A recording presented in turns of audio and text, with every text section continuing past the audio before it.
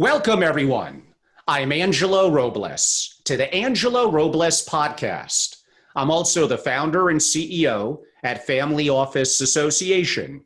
To give a little bit of context to my discussions, which I so enjoy on my podcast, I help global families and their family offices solve problems, procure positive future outcomes, and prepare for intergenerational necessity. It's vital for families and their family offices to understand their vulnerabilities and become more resilient so they can mitigate risk and prevail in times of crisis. My experience with some of the wealthiest families in the world has allowed me to distill best practices for discovering purpose, refining vision, governance structures, systems, processes, and culture so that successful families and their safeguard family offices can thrive again during crisis. The title of our discussion today is Next Generation Engagement and Changing the World. It features three special guests. We're very fortunate. Casey Rotter of Unicef USA and Next Generation family members and leaders, Carlton, DeWoody, and Layla, Yarjan. Welcome, everyone, to the show.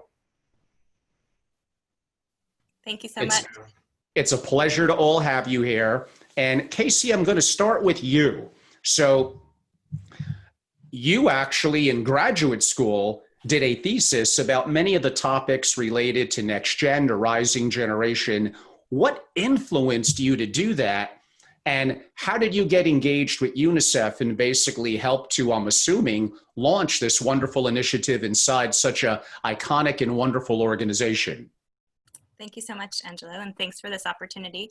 So I was actually interning at UNICEF USA at the time and getting a master's at NYU in nonprofit management, and kept on hearing from a lot of organizations, specifically in New York City at the time, that they were panicking about having an aging donor base, and they weren't exactly sure what to do to engage their next generation of donors. At the time in social media, we were really just talking about Twitter and Facebook, but still they weren't sure if that was those were platforms in which to engage people. They weren't really sure, should we be engaging the next generation? At the time, we were really talking about generations X and Y. Now we're more so talking about X and Y and Z as the next generation. And so, but for me on the flip side, so I was interning at UNICEF at the time and getting my master's at NYU in nonprofit fundraising and philanthropy. And on the flip side, I was also, all my friends were traveling around the world and wanting to give back in some way, looking for a way that they can give of their time, energy, money, skills, networks. People weren't seeing themselves as tied to their own borders or boundaries. Also, their generations were making more money than any other generation before them. And so for me, it kind of, there was a disconnect. I was like, these generations are kind of prime generations for an organization like UNICEF and for other nonprofits, and have so much to offer. Yes, money, but also skills, networks, influence. But what the disconnect was that there wasn't an outlet in which for them to kind of plug in and give in the ways that they wanted to give.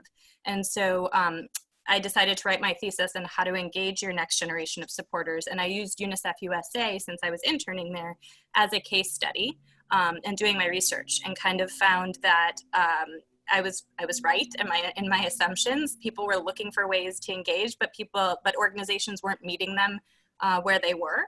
And our generations are really looking for purpose and authenticity and a way to really give of their own time and energy in the ways that they want to give. And so after doing research and interviewing a bunch of different influential, what I would call now NextGen members, but at the time were just young people connected to our organization, I found that that's what they were looking for. And so we launched UNICEF Next Generation from there. It started with just a 30-person board in the US. And now my job is to take it global and figure out a way to really expand our network. We have some global next gens already, but now UNICEF Global is looking for us to invest in it and figure out a really great pipeline to engage this next generation. What a story. That's fantastic. It must have been, kudos to you, an amazing thesis, because although they were, I'm sure, impressed by your internship, to be able to get that and look at a vision of someone being effectively a self-starter. And you nailed it. And I see this in the family office community where it skews to being so much older.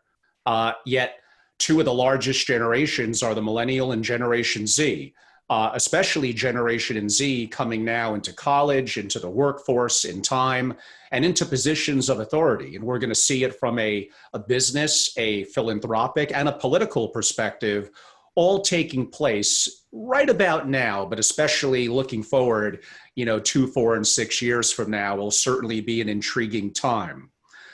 Carlton, why did you get involved in UNICEF NextGen, a new initiative? You're really busy. You have 3 young children. What does the program mean to you?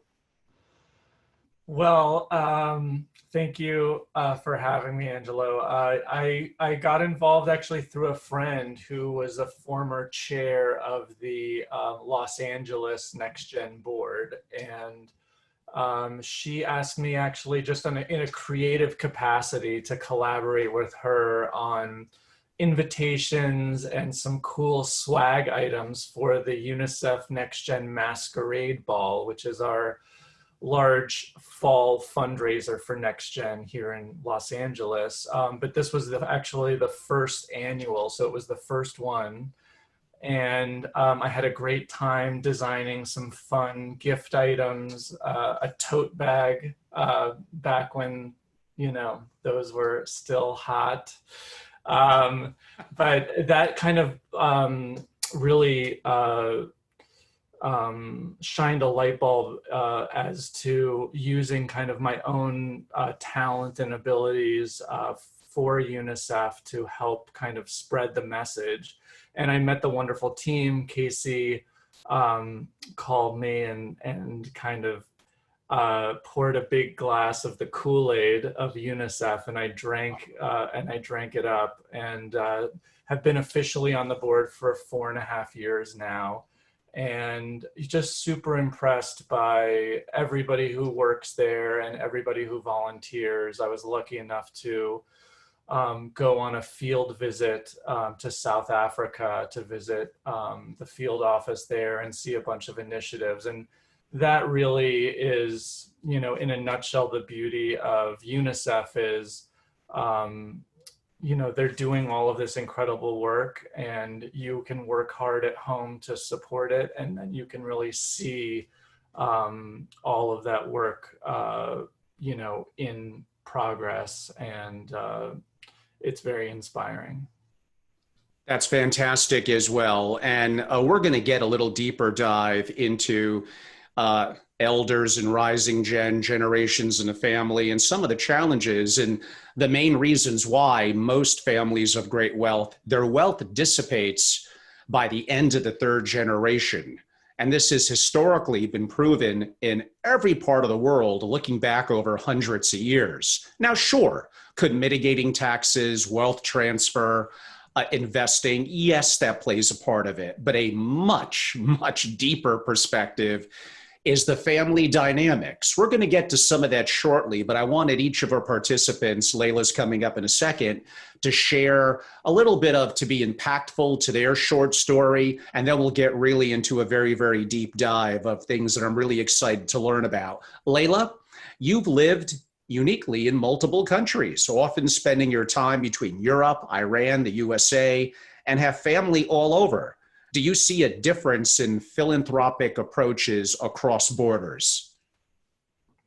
Thank you, Angelo. I do actually. I think, where to start? So I think I'll focus on the UK, which is where I've spent most of my time in Europe, the US, and then, of course, Iran. So I think what's very different about the Middle East is giving is very much part of the family culture. So it doesn't matter where you are within society.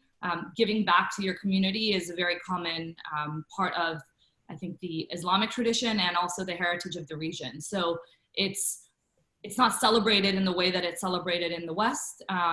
There aren't necessarily galas or formal events or formal philanthropy.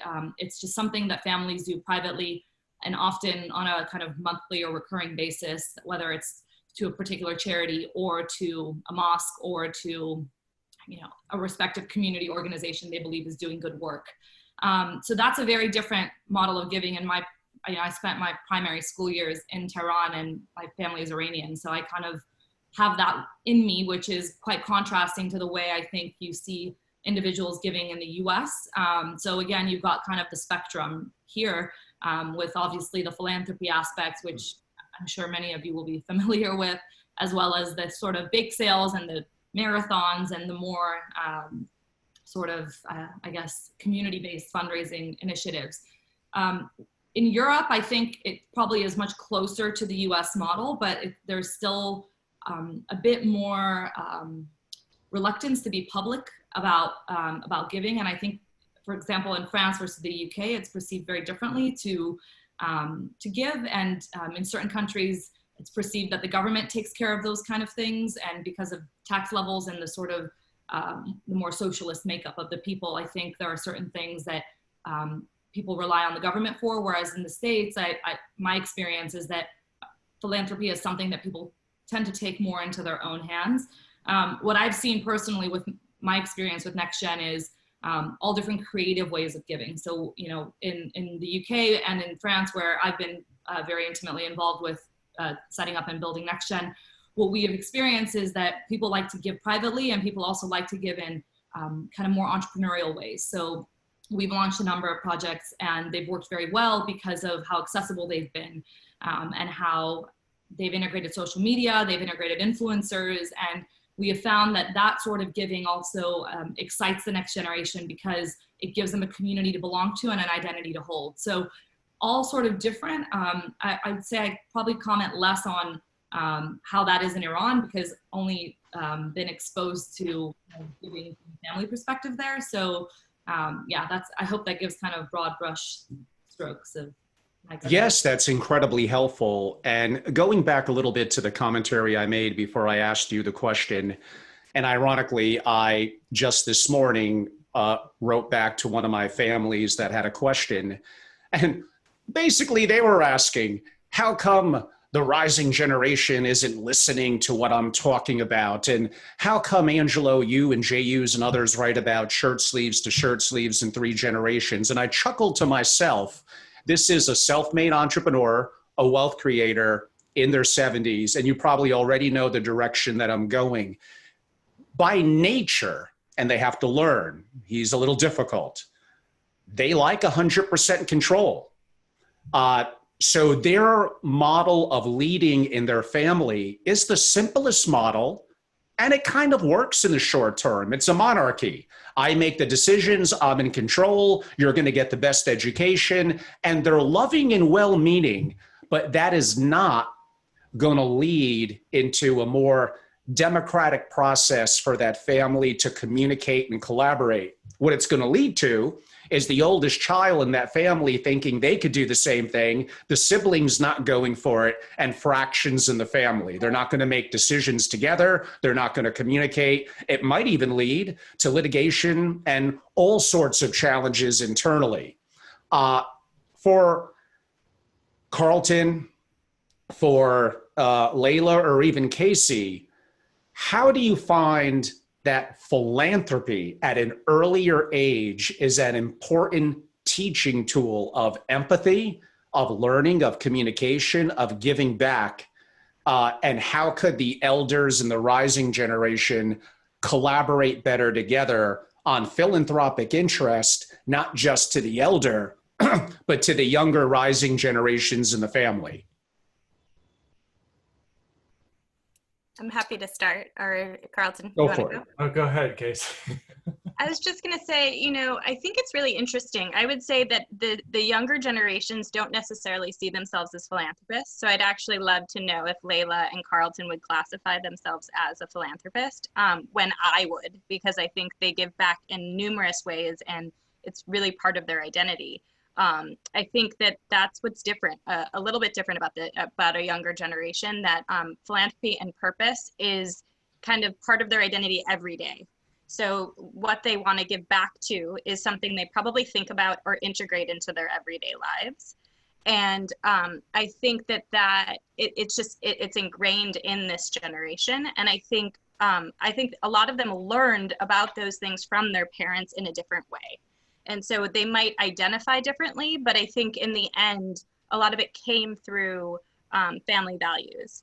And so I've seen different ways. With NextGen, I've seen board members who bring their children in, and they've grown up with UNICEF. And so they know all about it. They're like the most educated, and they see the passion that their parents had for it. So they want to continue that legacy. But on the flip side, I've seen a lot of NextGen members who are the first generation of their family who are interested in UNICEF and learning more.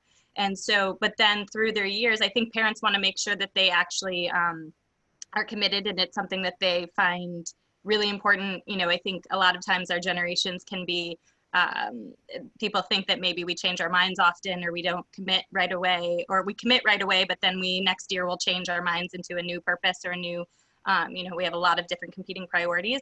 But once a NextGen member kind of proves to their family that they're in with UNICEF for like their lifetime, like this is a really important commitment to them, I think then you start to see families also start learning about our issues and wanting to support their the younger generations who are committed to this cause, but then also in learning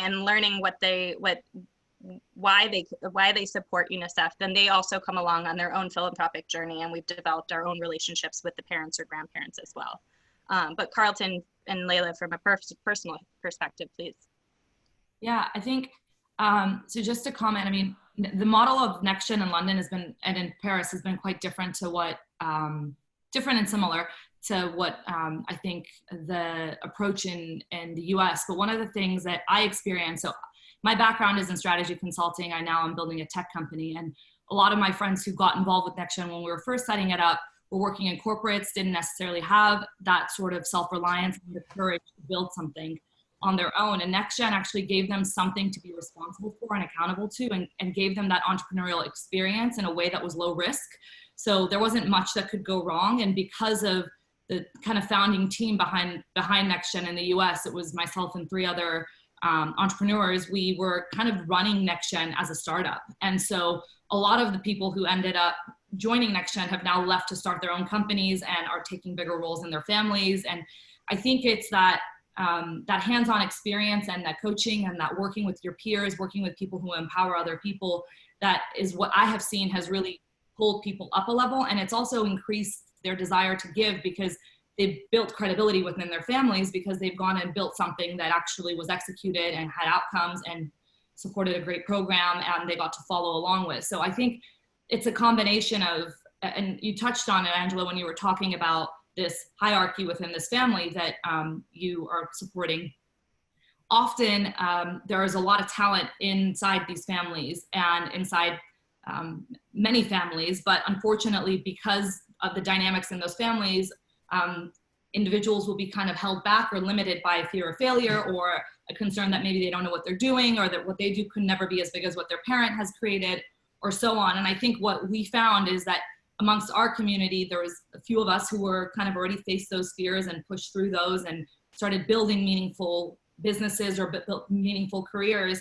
And we were able to help our peers who were either in corporates and long for something bigger, or still figuring out what they wanted to do professionally, to kind of come and put their energy behind a project that would then support UNICEF's work, or a fundraiser, or a auction, or something that would actually help develop those resourceful skills. And I mean, most of the team now have their own businesses and are doing other things and have a bigger role within their families because of that experience and because of that confidence that they were able to build within themselves by doing what we've done together. And Carlton, taking that same question with maybe a little bit of a twist, how young were you when you first got involved in being interested, whether through your family or outside, in philanthropy? And do you think it helps you to become a good steward within your family, their enterprises, their values, their legacy moving forward? Yes, I mean, I feel very lucky to have grown up in my specific family, which is very philanthropic and focused on giving back. So I would say I probably I'm fortunate in a unique position where, for generations, we're kind of on my mother's side, an immigrant success story that came 5 generations ago to New York, and worked our way up from, peddler to having a large real estate company in the city.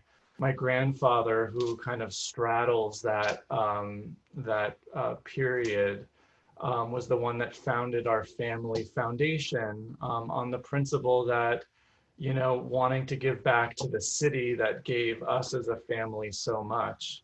And while there is some altruism in there, my grandfather always said he wasn't an altruist, but had a sense of enlightened self-interest, where he understood that his business also depended on the city around him doing well. And, that was a bit of a joke, because he was an amazing, warm and caring person. But there is this element of understanding that you're only as healthy as your neighborhood.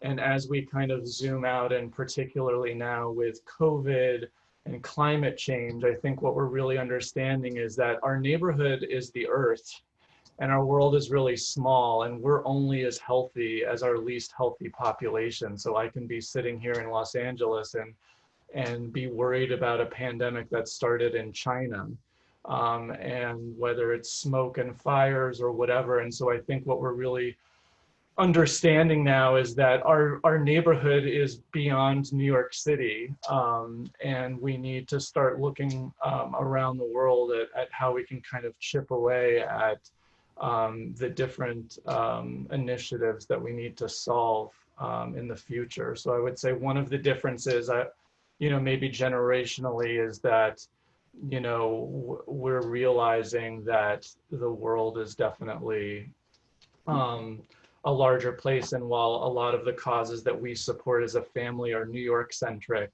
I'm starting to try to appeal to support Unicef and other causes that are really saving the world. And one of the amazing things about Unicef is, one of the secrets that I will tell you, since you're all on this exclusive podcast, is that Unicef is children focused, but by being children focused, it's really saving the world in a larger sense, and at the forefront of many different causes, whether that's human rights, climate change, anything that you, any cause that you feel drawn towards. I can guarantee you that Unicef is working somewhere in the world on that, and in a very efficient and powerful way. So, one of the amazing things that also drew me to Unicef is that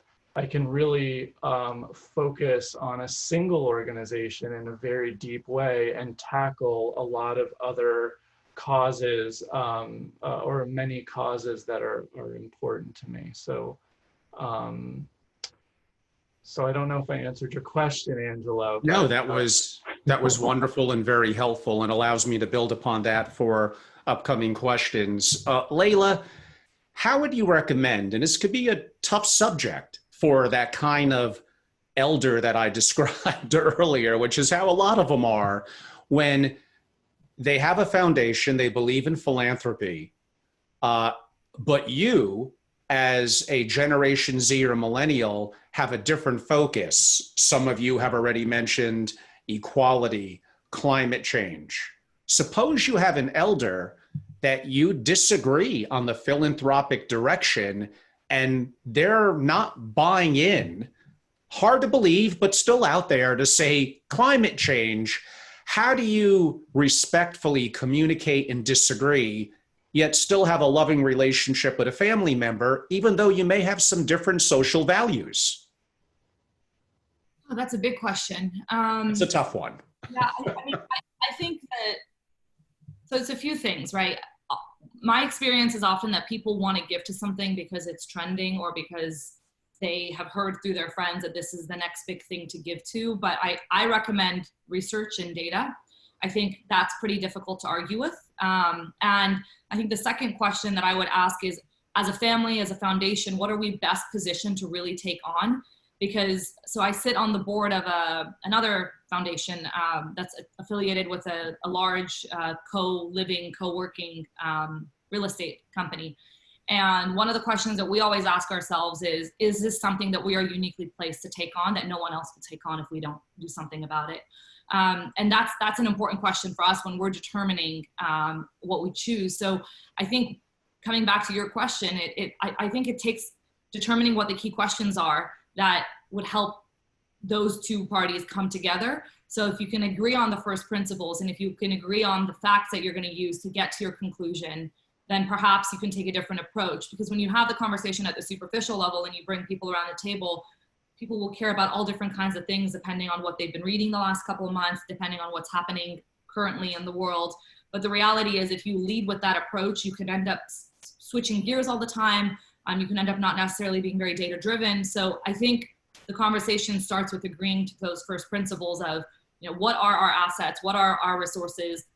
What's important that we think that we can head on? Let's come up with a list of different topics, and then kind of take a strategic approach to coming to a conclusion, and then determining really what feels right to prioritize that we can measure and track over time. That makes a lot of sense. It's always good to have some analytics, some data supporting why you believe a certain way and making a case, for lack of a better word, to others in the family. Again, the family is going to be better together in unity than they are going to be apart. Casey, what do you think the future of philanthropy is? That's a big question. I think the future is Layla and Carlton, to be honest. I think it's mixing your purpose with everything that you do and every decision you make in your life. And so I think giving is really important to our generation, but they want to be part of the solution, and they want to know where the impact is and what the impact is. And so I would say for organizations looking to attract this generation, powerful storytelling, transparency, authenticity. But then once you kind of engage this generation, really showing them the impact that they had and the changes that they made. And I think one thing, they wanting to be part of the solution, I think that's why probably Carlton is part of Unicef and Layla too, where you finding an organization that if you add your unique value to, you can actually solve the issues. And so I think impact investing is more in line, but doesn't have to be actually technical impact investments, but more how are we making change on transformational scale that really solves the issues that are affecting whatever it is that you feel passionate about. And so I think we're going to see more and more in that, but I'll see like people are, choosing what companies that they want to support or buy, products from based on what purpose that company aligns themselves with. And so I think you're seeing a blended future of philanthropy and business. And what people want to do in their everyday lives is going to be influenced by their purpose as well. So what they buy, where they work, what they invest in. And so I see a bright future. I know it's a hard time to say that in this crazy world that we're in right now, but I think if we take cues from the next generation of philanthropists, I think we're going to see a lot more of blended philanthropy into everyday lives. People are taking kind of what they're learning on CSR practices and corporate social responsibility practices into their own companies. So like if they're learning something, how do they help their own employees on a day-to-day basis? And then what's their carbon footprint of their company as well? And so I think they're taking that in their personal aspect of life, but then also in everything that they touch and every company that they're a part of as well. So I see. Oh no, that actually segues very well into my question for Carlton. So I was advising with the family where a younger generation family member effectively ran the interest of the family's foundation. But there's a big but coming up. The elder and effectively the CIO in the family office wanted control over the investing aspect. And this was the problem. the younger generation explained to the elder that I'm contributing from a philanthropic and charitable perspective, and we're relatively on the same page with it, but you're counterbalancing what I'm doing because you're investing with only a mind on return and not to impact. We need to be better aligned. Now, maybe I need to compromise a little bit. We have to segue into this over time and not just instantly. But I thought he was very articulate, and his approach was, why even have me be the president of the foundation if you're counteracting from the investing side what we're looking to accomplish that we even agreed to from a philanthropic perspective? How do you align the interest of impact investing with philanthropy? That's a great question. I think that, like Casey said about the future of giving, it has to happen at many levels where, at the top level, you're really understanding that, giving back and philanthropy is directly tied to business success, best practices, and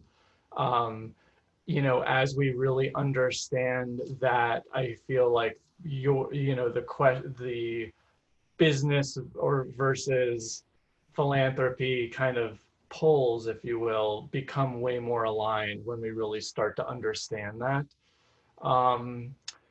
But at a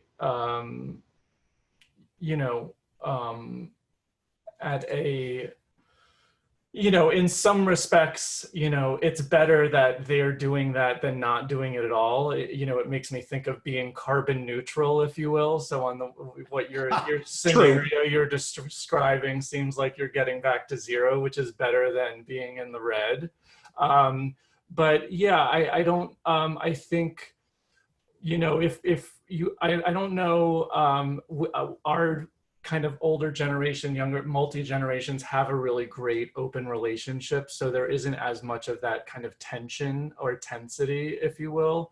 But I think it is important for there to be that dialogue and kind of openness to hear the other side. I would say conversely, there's a lot of times where as the young generation, you have these lofty goals and real compassion, but aren't hearing the wisdom from the older generation. And so I would say that it goes both ways, where the older generation needs to open up to listen to that, but I think the younger generation really needs to wrap their head around all of the knowledge and experience of the older generation as well. And I think when the older generation starts to really understand and hear us kind of really being open and understanding and of them, there's that reciprocity. So I think it goes both ways, where there needs to be mutual kind of respect and understanding of strengths and weaknesses and vision, short vision, long vision.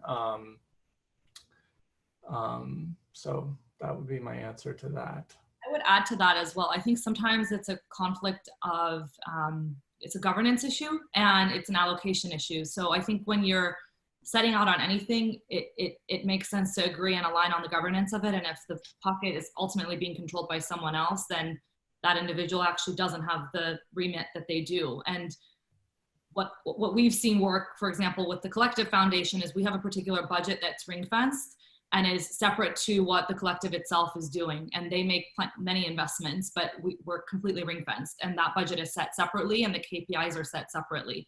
So I don't know if it's a question of ring-fencing things. The dialogue is always helpful, but I think when the governance isn't clear and when the allocation for particular projects isn't clear, then you end up clashing down the road because you haven't done that work up front.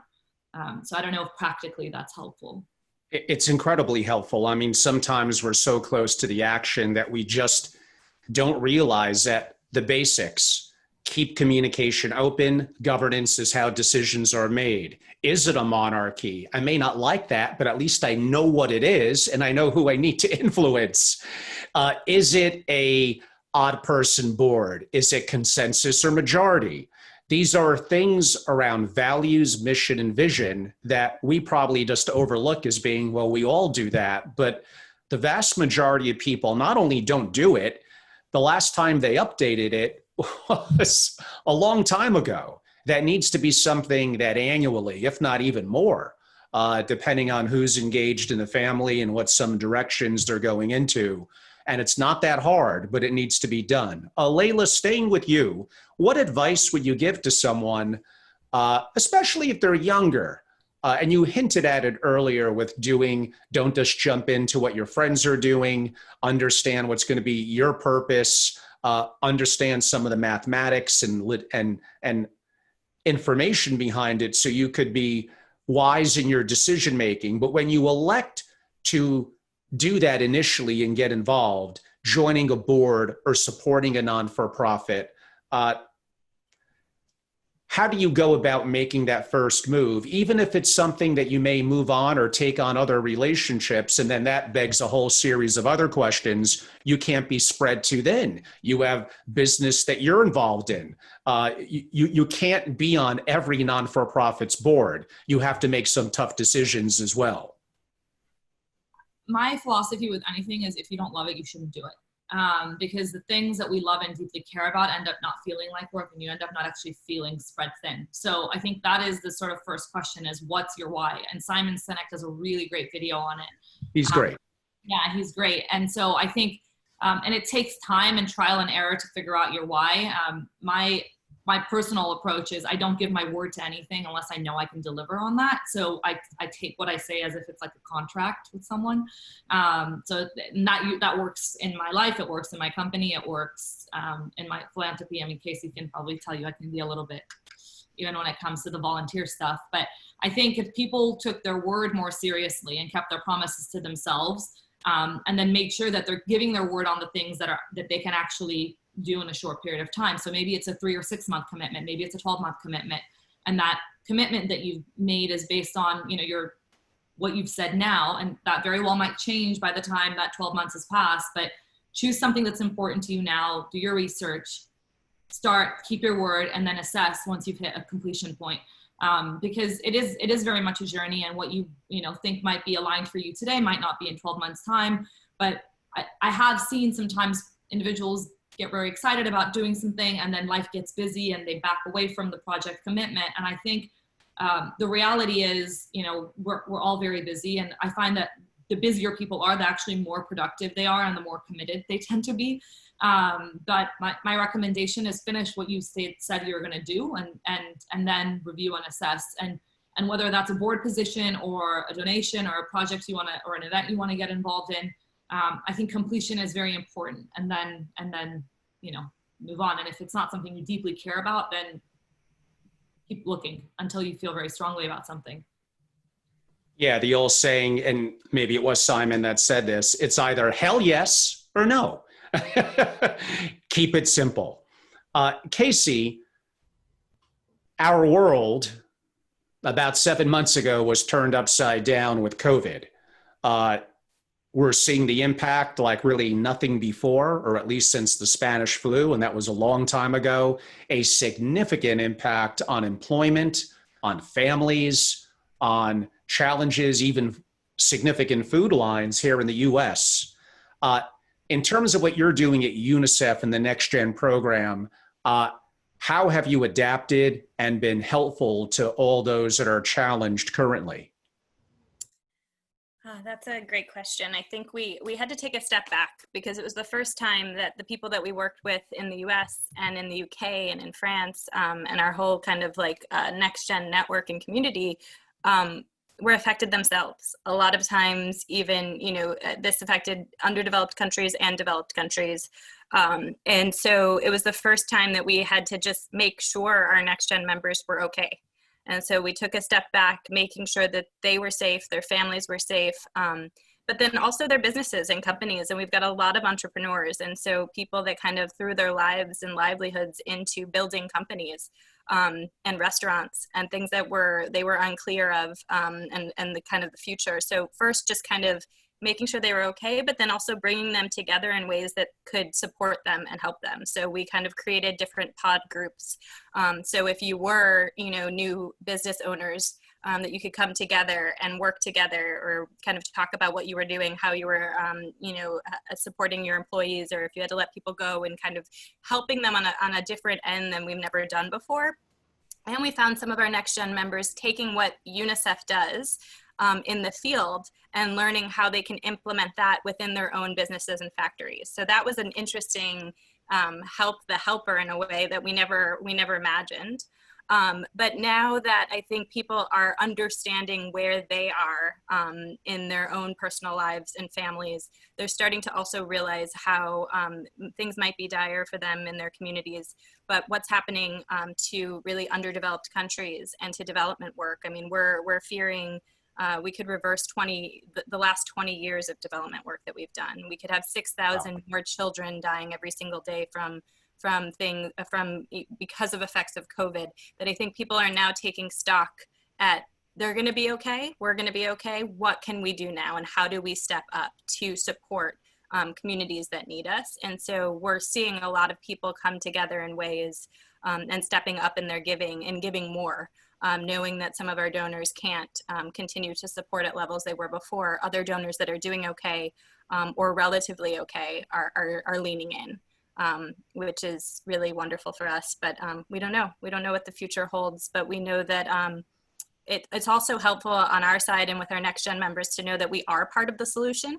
You know, UNICEF is directly responding to COVID and to the secondary and tertiary effects of COVID on a global scale. And so that I think also gives hope to people that kind of are seeing or not sure what's going on or how they can help right now, knowing that you're part of an organization that has some sort of a solution or can be part of the solution is really inspiring during this time where everything seems pretty dire. Yeah, I'll just add to that, if you don't mind, Angelo, that as you know, an advocate for UNICEF and fundraising here domestically in the US, what UNICEF does around the world is abstract to a lot of people, or to most people, if you aren't fortunate enough to have traveled or be able to go on a field visit to at-risk areas. So I think on the sort of the silver lining of COVID is that it really has been a wake-up call to getting a taste of what people deal with, you know, around the world daily, and you know, just the importance of vaccines, all of the vaccination work that UNICEF does. All of a sudden, you know, these things are a little bit more tangible here domestically. So in addition to helping us realize how small the world is and how we really need to kind of help each other out for our own sake, I think it's also giving us a firsthand look at how incredible UNICEF is, and seeing them in the headlines being, you know, the first people to touch down in Wuhan with PPE supplies, or just now being announced that they're going to be part of the big global initiative to roll out vaccines for COVID around the world. It's much easier for me to go to my friends and family and say, like, okay, you didn't really get it before, but check this out. This is obviously important, and that's what makes UNICEF so special. Is there's a huge there, and it's easy to kind of advocate for it and become passionate about. And Carlton, staying with you, you have 3 young children. Have you started to talk to them about philanthropy? And going to put you in a little bit of a tough spot. What would you do differently than how you were educated in philanthropy by your elders? I think, yes, I have 3 young children that are 6, 4, and 2. So it's definitely, you know, at a certain level that we're kind of going through it. But I think it kind of speaks to a little bit of what Layla mentioned about the different kind of layers and ways that philanthropy occurs in, you know, society. At one, you know, top level, it's, you know, kind of a business kind of larger scale macro kind of vision But in some cultures, it's just part of the fabric. It's not this other thing that you kind of have to think about. Giving and being just having civic duty to kind of give back is just part of how you kind of were raised and what you do, and don't really need kind of formal avenues to do it or be celebrated for doing it.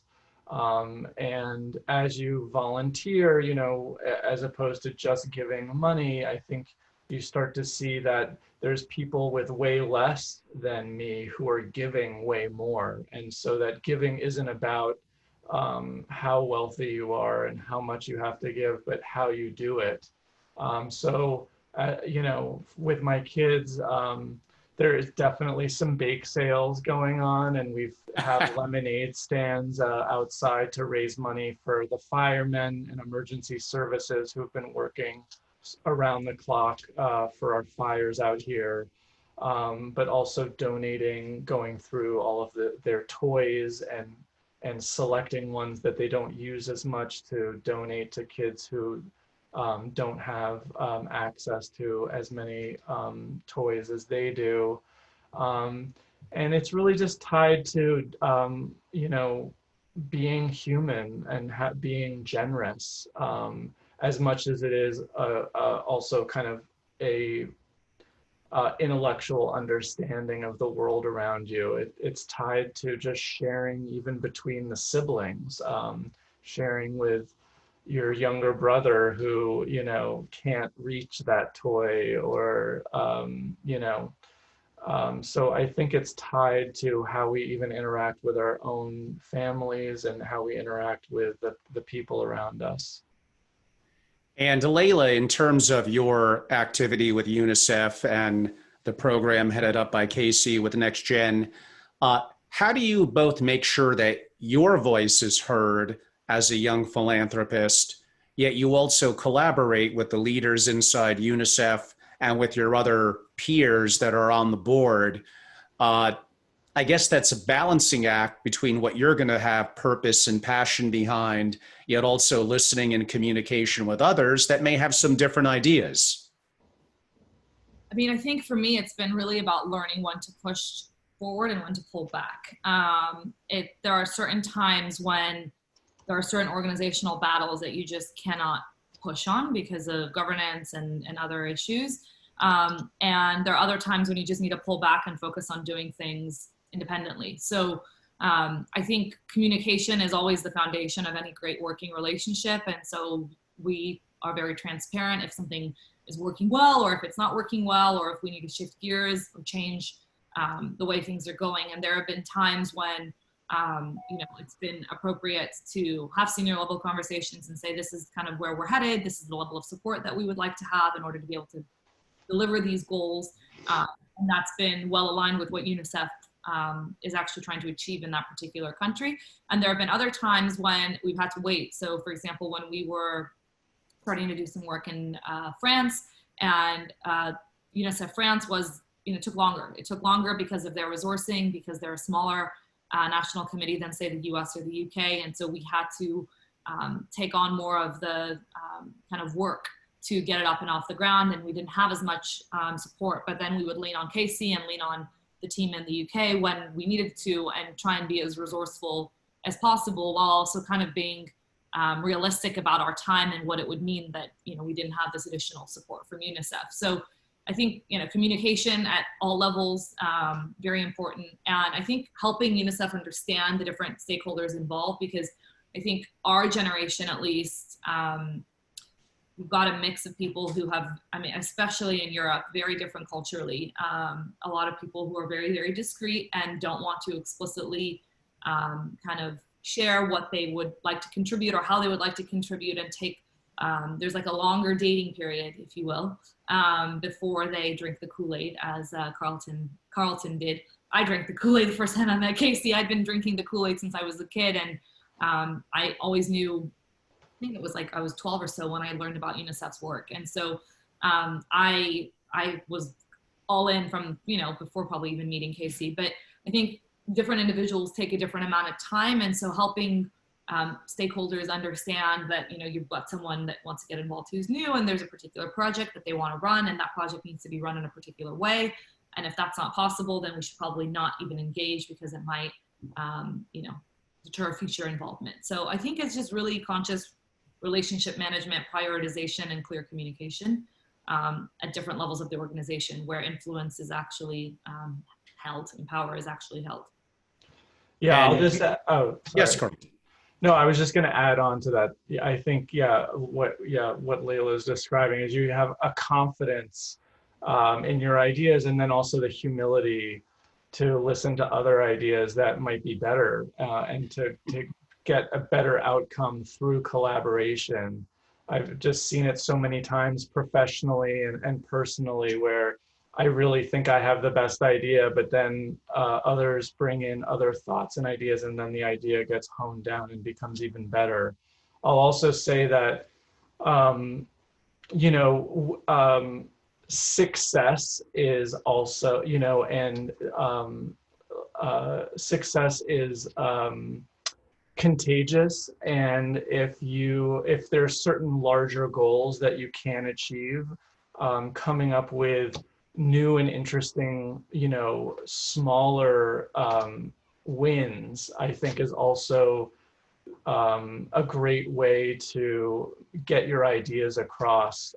Little victories, I like to call them. And, the work that UNICEF does is so staggeringly large, and the causes before us and the work we have to do is so massive, that carving them out into smaller little pieces and things that you can achieve, things that you can commit to, like Layla said so well, is, I think, the future of philanthropy, and getting people more involved and communicating your ideas. If I can come up with this little initiative that can get greenlit, and I can show that as a case study to UNICEF USA, all of a sudden, that's how, certain of your ideas can get across, is if you can show that data, you can show that small win, and how that could precipitate into a larger win. And Casey, in terms of how does the NextGen efforts that you're leading within UNICEF, since you did your thesis, you've been doing this for a couple of years, then we have the impact of COVID, which is turning some things upside down. You've had to adapt so much, but how do you deal with the senior leadership inside of UNICEF, sharing with them the progress you're making, getting more younger people to be involved in UNICEF, yet also balancing the fact that you need certain resources, and some of those are going to be a little strained now during COVID. But that's the whole thing about being an executive, right? It's a tough task. There's lots of balancing acts that you have to make. So I'd say it's been a really long journey. I mean, we launched NextGen in 2009 as with just 30 people out of the U.S. But I would say the organization has actually really invested in us in a beautiful way. I think it's taken a long time, but the fact that we've created, and thanks to Carlton and Layla taking it to Europe and being the founder of our Europe group, I think that it's proof, like meeting them is the proof. And I think, and also money talks, like I think we've raised over $15 million through this network in 2009. And that's all new money to the organization and new networks. And so I think it's taken a while. They always believed in it, but they kind of wanted us to just kind of run and do it on the side, and didn't want to fully invest. And I understand why. If you invested in our mega foundation partnerships, you could get $30 million next year, as opposed to working with next generation boards. And I think and we do have some of our next gen donors giving at the multi-million-dollar level, but those were 7 to 10 year plans that we had with someone at a younger age. And so I think the more that we've had success stories, and that we've opened doors for our corporate partners, for foundation partners, we've had a lot of our next gen members graduate to regional boards and join our national board. I think over time we've kind of proven ourselves, and the organization understands that we're building the pipeline. And so while we do fundraise and give significantly now, we are also trying to fill the goals and the prospecting of the rest of the organization. And so we've started to see people come to us instead of us kind of going and asking for resources or support. They're now asking our NextGen members for access or networks or relationship mapping or influence capital. And so one thing I would say, I mean, it's taken a while, but this is the first year. I've always been focused on NextGen USA and worked for Unicef USA, but now our global Unicef headquarters has asked me to develop a plan and start working on a global plan. We have NextGens, thanks to Layla and other countries and some other young leaders who've brought it to other country offices as well. But now UNICEF Global is investing in a person who is actually going to be focused on building out our next generation communities and deciding what countries we should enter into and kind of figuring out a way to map and connect all of those boards.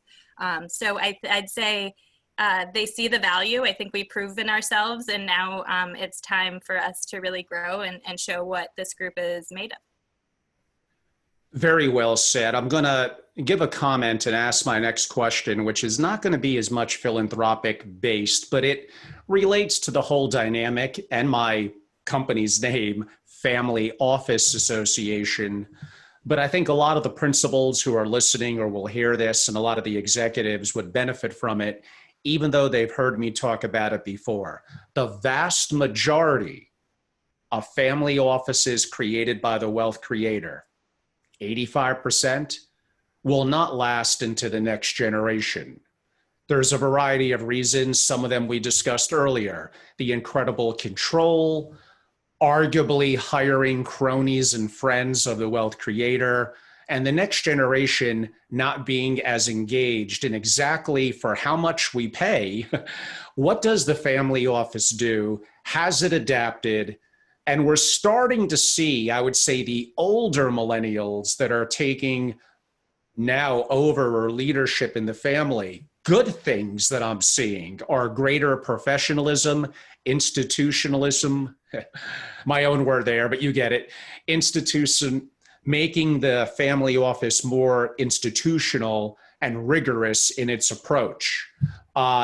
The family doesn't even necessarily want to work inside the family office. They're willing to have it be professional, but they need it to live up to that word, be rigorous, be professional, be institutional, and be better at things that the younger generation likely wants it to be. I'm being very broad and painting my brush here.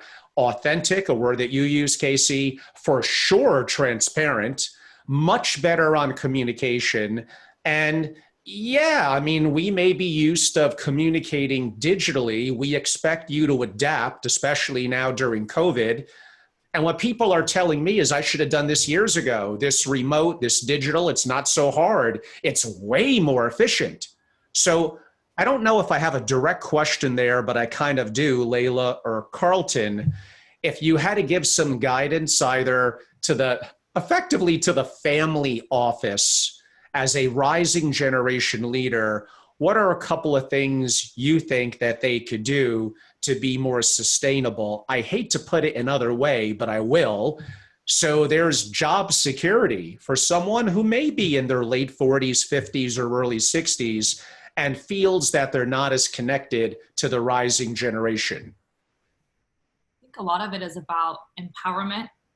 I think a lot of it is about education. So I think if you're dealing with cross-generational differences, if you're dealing with the longevity and sustainability of anything, you've got to be agile, you've got to be willing and able to learn. And I think it's for the next generation, often when individuals are raised in an environment or grown in an environment where there are some key leaders identified, there is a tendency to just follow. So I think as much as you can empower and establish some key metrics and give some tough love and let people make mistakes and learn the hard way.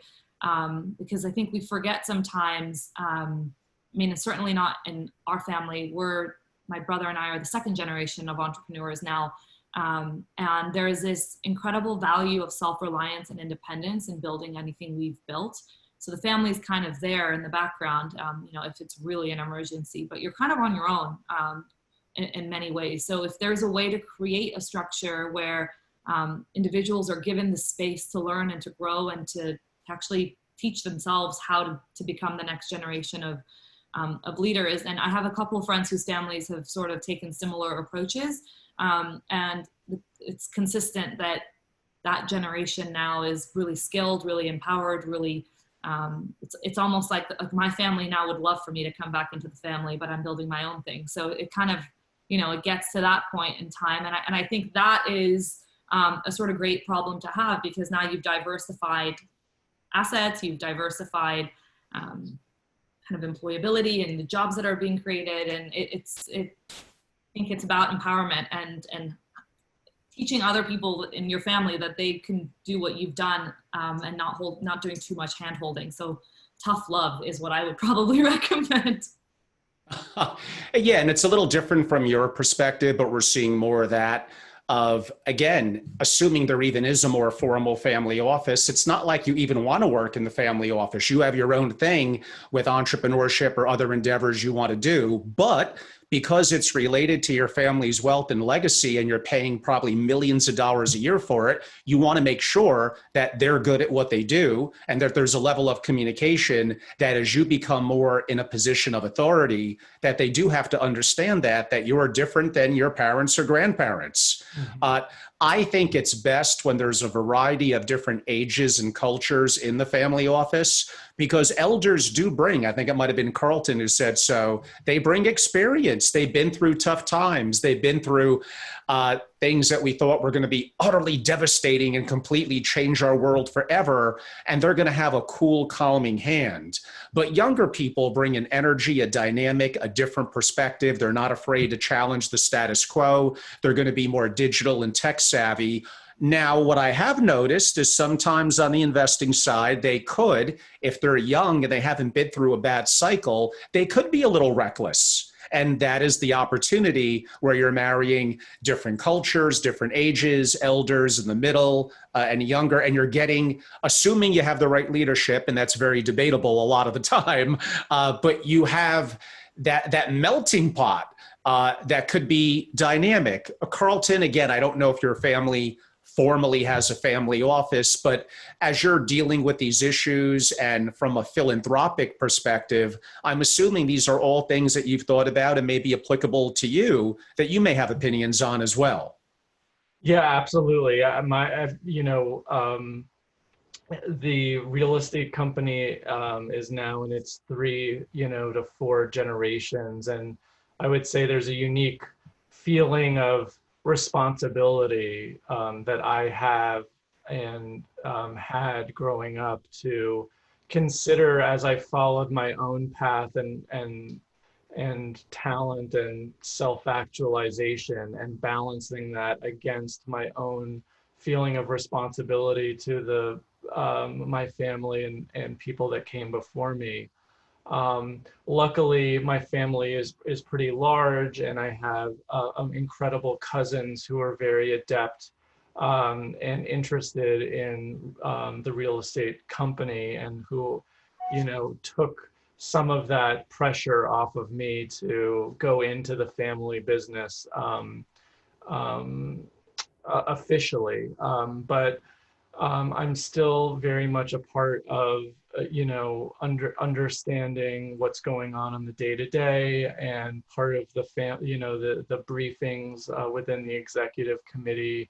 I worked in interior design for hospitality and public spaces, and a lot of my work has actually come full circle around to real estate development and designing and ideating around that. So it's been an interesting journey for me to kind of start, as an artist and then designer, and kind of come back full circle to real estate and development.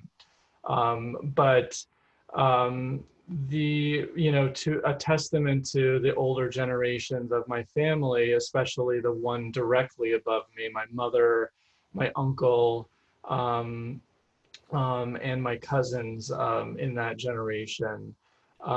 They've always been very open-minded, because I think they as baby boomers were, had to wrestle with their own parents and finding their own voice. They haven't lost that kind of experience, and so they're definitely, I think, more open with us than their parents were with them in terms of listening to our ideas, bringing us to the table. And so, even from afar, I'll be brought in for certain specific things. Our family developed a really cool piece of proprietary technology that's software-based called Nantum that manages buildings and their energy efficiency. And I was brought in to help do the branding and graphic design for that product. So in kind of indirect ways and direct ways, they have sought out who I am and my talents and how that could, be useful or helpful to the family. And similarly to UNICEF, and why I love UNICEF so much is more than any other organization that I've been involved with, they have this incredible ability to zero in on what your strengths are and then completely, go to town on those strengths. Not everybody is a great speaker, or not everybody has the ability to put an event together or design a invitation or whatever it is, but different people can add many different perspectives and talents to a cause or an initiative. And I think the most successful CEOs or family heads are the ones that can really let the people around them be who they are and support them on their own personal journey. And then I think more often than not, the more supportive you are, the more you will be surprised at how people's individual talents will then come around full circle and add so much more to what you're trying to achieve. And Casey, for those that would have an interest in learning more and possibly being supportive of UNICEF and the UNICEF NextGen, how could they learn more and how could they reach out to you? Thanks for that. Well, you can start just by going to our website, unicefusa.org/nextgen. I think you can just also Google UNICEF Next Generation. That's probably the easiest. Angelo, I'm happy to share my contact information with you directly if there's anyone that wants to specifically get involved with us. I'm sure if you're global, we'd love to have you. My next role is to really build our next generation boards across the globe. And so we have a bunch of different countries on deck. If you're in the US, we have a really robust, wonderful program that we'd love for people to get involved at any level. We've got a general pledge program that anyone can join with a monthly gift as low as $20 a month, or we've got robust boards in 5 cities in the US that we're, and we'll be growing to a few more cities in the next year or two as well. So find us on Instagram, especially UNICEF NextGen. There you can kind of find our other communities with in the UK, thanks to Layla and some others that we're launching. So more to come, but thank you for the opportunity. That's fantastic. That's very helpful. And a little bit of closing commentary from my perspective. I appreciate the time of our wonderful guest and their passions and initiatives in terms of what they're doing. In my work over many years with generational families, hundreds of them, among the common denominators is communication across the generations, and all of them, and I mean all of them, are indoctrinated in the value of giving back and philanthropy. It's a common theme of families. I actually answered someone this morning on Quora that, most families don't make it through the generations because they don't mitigate taxes properly. No one is more active on advanced strategies for mitigating taxes than me. That's a little part of it. Much, much bigger is family dynamics and philanthropy. And those are the people that really understand it in our community. These are very, very important subjects. I do want to give a little bit of a shout out.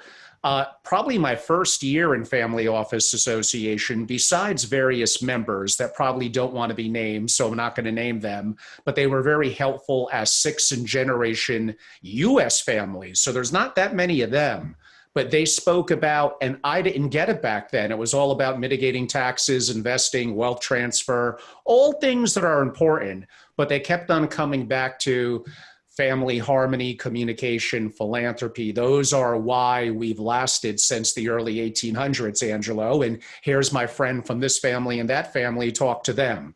But I would like to give a shout out, and you guys probably know them, to my good friends at Nexus. I think Jonah and the whole team there, they were one of my earlier indoctrinations, especially to the rising generation. And last year, 2019, in Family Office Association, we basically ran kind of a little bit of an on-conference, a program inside my core program that was run by 2 people I met at Nexus. They're a husband and wife team. And I think they deserve a shout out because their heart is completely dedicated to this and they do an amazing job. And that's David Chang and his wife, his lovely wife, Sania Sanunga. I'd like to give them a big shout out and a thank you. Look them up. They do great work as well. And one day when physical events come back in full bore, probably second or third quarter of next year, we hope to do more engaging the rising generation and really the elders and the rising generation and everything in between, because it's so important. They each have a lot of respect and a lot to learn from one another. Everyone, I'm Angelo Robles. I'm the host of the Angelo Robles Podcast and founder and CEO at Family Office Association. Hard to believe, but I also have, shockingly, a pretty good following on Instagram. It's my company name, Family Office Association, and I'm very active on YouTube. Our channel is Family Office, and my website, which was recently updated and is much more interactive than ever before, is simply our company name, FamilyOfficeAssociation.com. Casey, Layla, Carlton, thank you so much. I look forward to the next time. Thank you for your commitment today. Thank you.